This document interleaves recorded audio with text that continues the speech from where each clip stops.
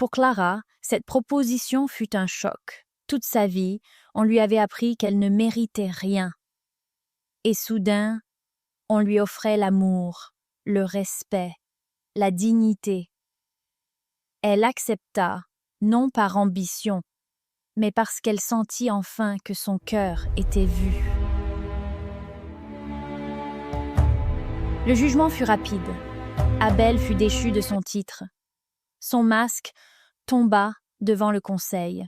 Lui qui avait humilié une orpheline se retrouva à genoux devant le royaume. Mais Clara, désormais reine, fit un choix qui surprit tous les cœurs. Elle choisit le pardon.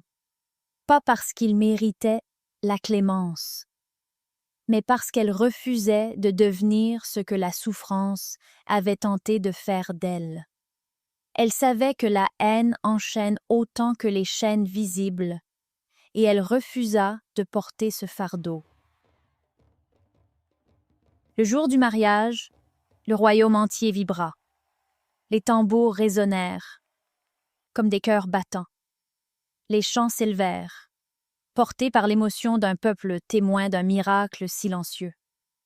L'orpheline maltraitée était devenue reine, et le prince, en choisissant l'amour véritable, était devenu un roi sage.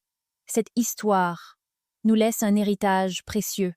Elle nous rappelle que la bonté n'est jamais perdue, que même lorsqu'elle est piétinée, ignorée, humiliée, elle finit toujours par s'élever.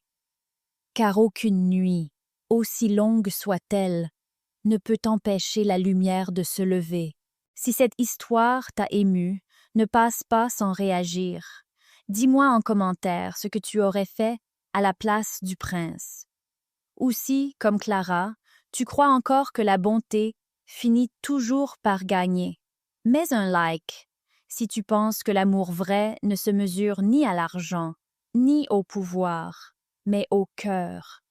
Et abonne-toi pour ne pas manquer les prochaines histoires.